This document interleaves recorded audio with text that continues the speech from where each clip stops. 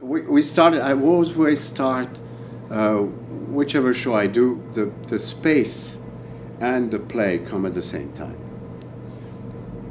And that probably comes from the fact that it started in architecture, and that somehow led me to theater. So we start always with creating an environment while we look at the play.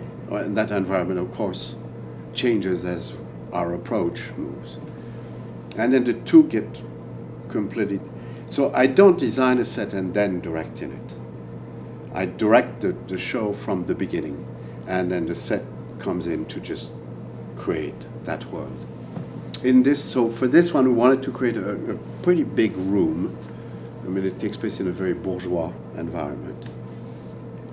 But we wanted that room to look very much like a church, with high windows, so you can't, like churches, you can't see humans. You can only see the sky where God is, and the angels and the whole. So we started with that, and it came from a long discussion with the lighting designer, Marcus Dillion, who I worked with for 20 years. We said, is this relevant that this should take place in one day, which is how it's written?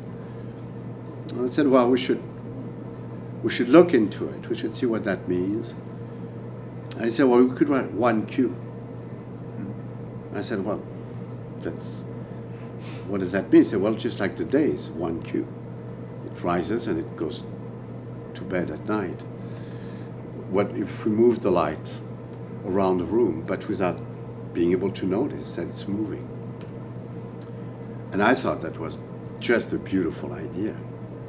So then I moved the set in such a way that the light could get through. And